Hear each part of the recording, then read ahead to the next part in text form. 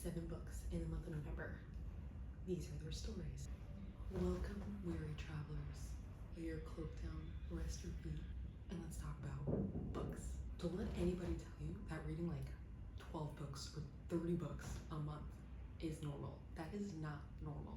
They're either lying, not actually reading, or just trying to make money off of you by saying they read a lot of books or make you feel bad.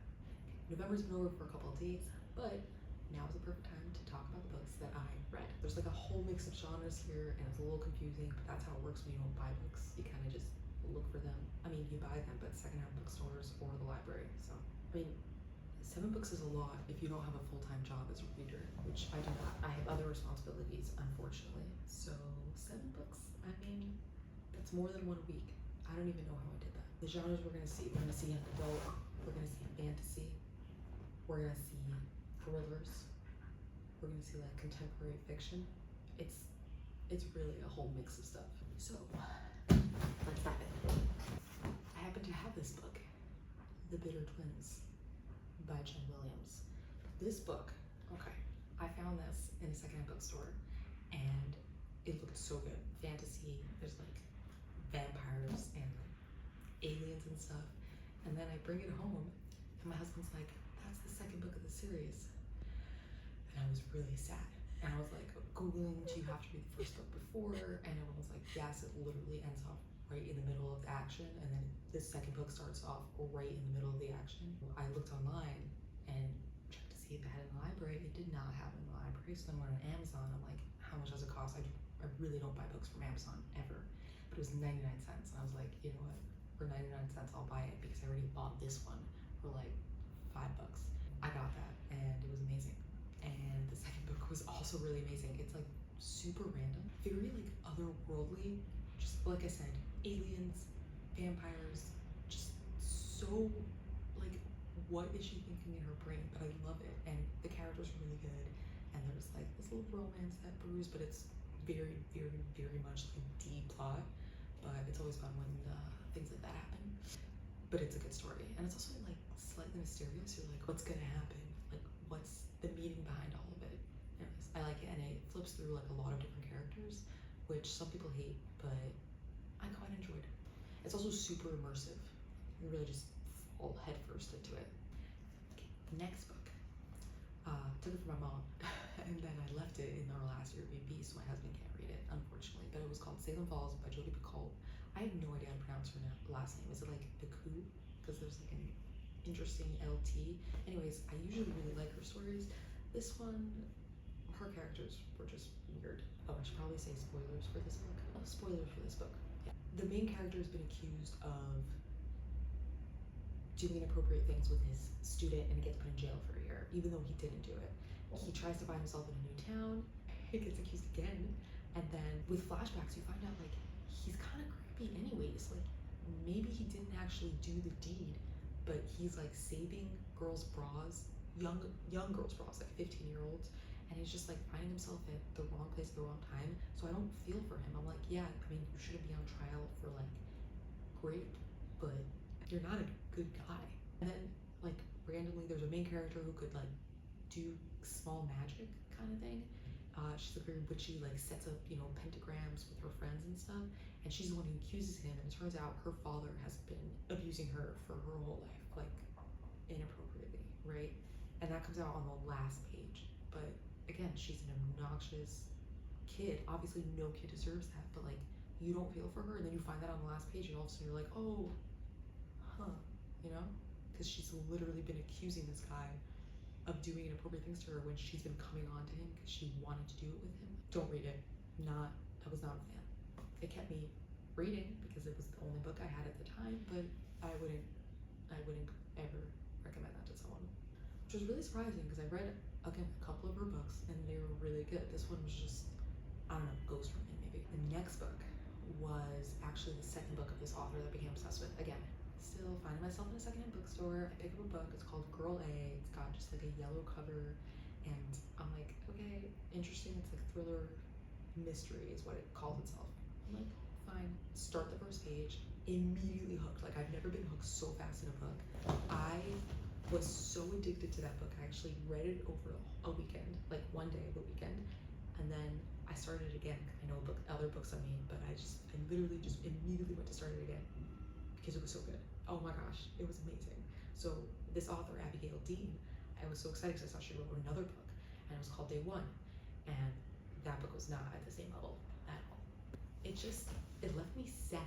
Like, it was depressing. It's like kind of with literary fiction, how sometimes there's just like normal people's lives and what happens and nothing that exciting,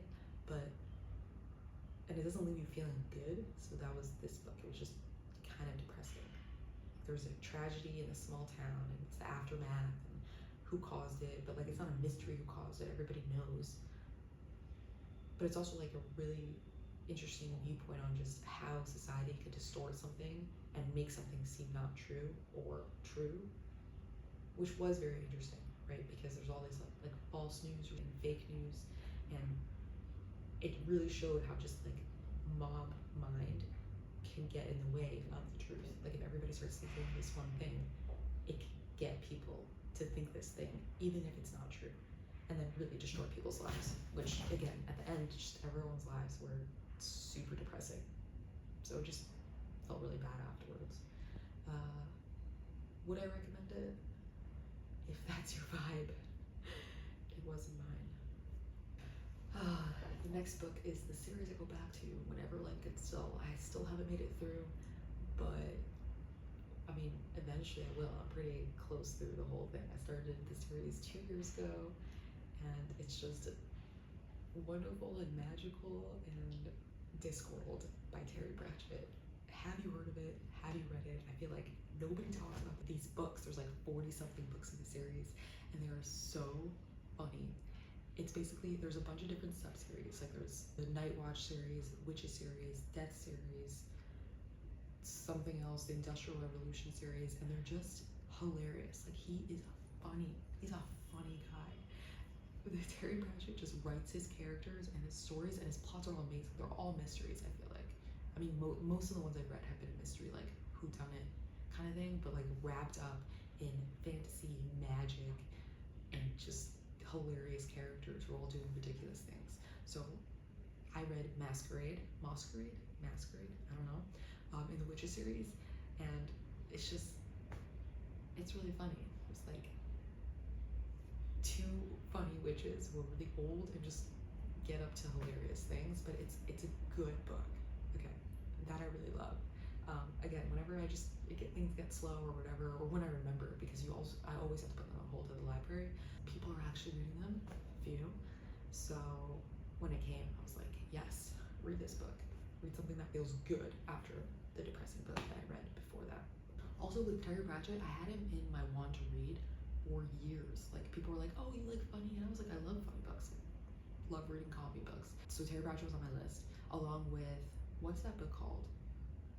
The one with Galaxy, Hitchhiker's Guide to the Galaxy?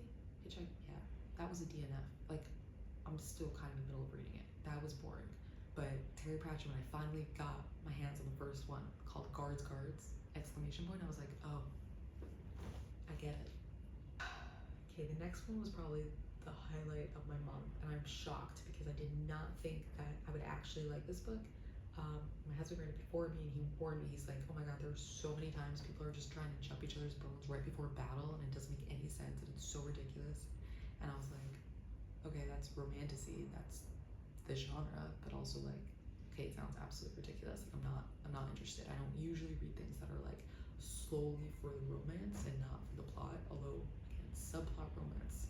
My library did not have it, so I had to put it on hold as an audiobook. I put the book on hold August 3rd, and I finally got it in November, and then I had to keep like pushing it off in that first couple of weeks because I just didn't have time to read it. Finally got it at the end of November. Fourth Wing.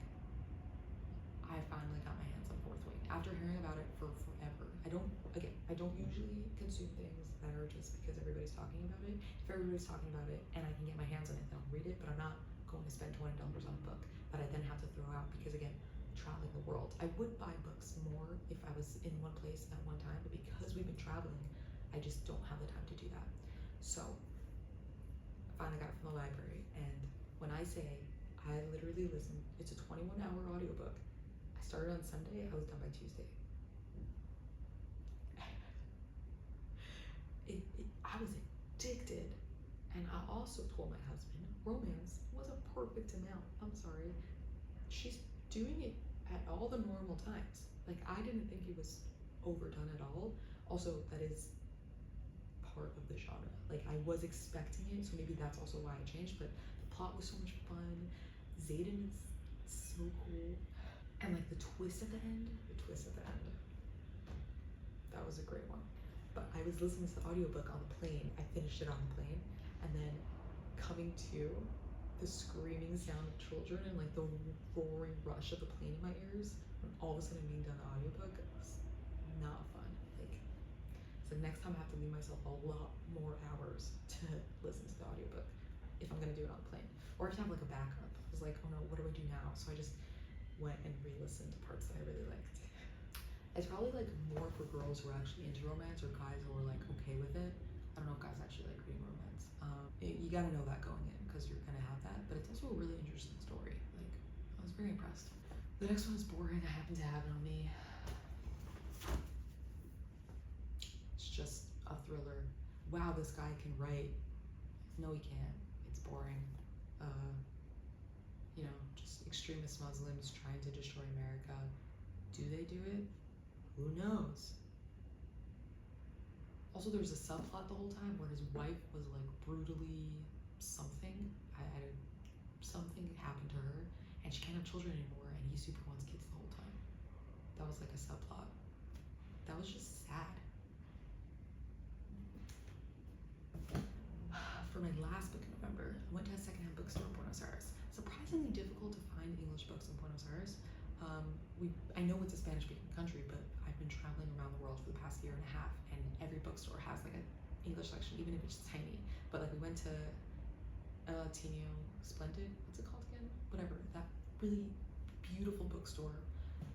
One of the prettiest bookstores in the world. It's a converted old theater, and the stage is a cafe now that you could like look at people shopping. It's really cool, but not a single English book in the whole entire place, which was crazy. I know somebody said to me that you'll only be able to find English textbooks, but I couldn't even find those. There was nothing in English, and there were other languages.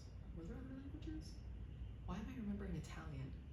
Maybe not, I don't know, but it was a really beautiful bookstore, but nothing in English. So we walked around, it was nice, but we left. So I found another secondhand bookstore, which just happened to have been just down the street of where we were staying, and they had like a modest English section with old books, mostly between like $4 and $25. Most of them were like 4 and 10, but there was a Stephen King that was $25 that I did not get. I mean, that's the price of a brand new book. That's crazy, especially one I'm gonna throw out.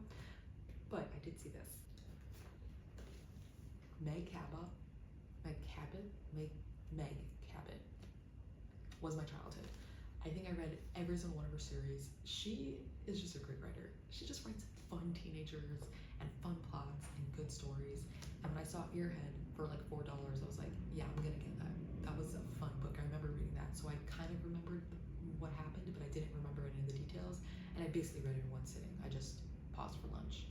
It was just as fun as I remember. It's like silly, but not, I say silly in like the best way, because I love reading irreverent fiction kind of thing, where it's just, what am I reading? It's just fun. There's also a second one. There might be a third. Is it a trilogy? I don't know.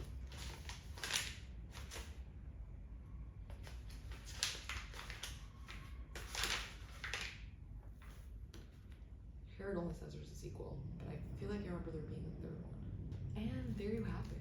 That was my November. I think this was a month of 2024 where I read the most amount of books. Probably because we were stuck in an Airbnb with awful weather, so I kind of was just reading the whole time, which I'm not sad about, but I will say, don't go to Cusco, Peru in November.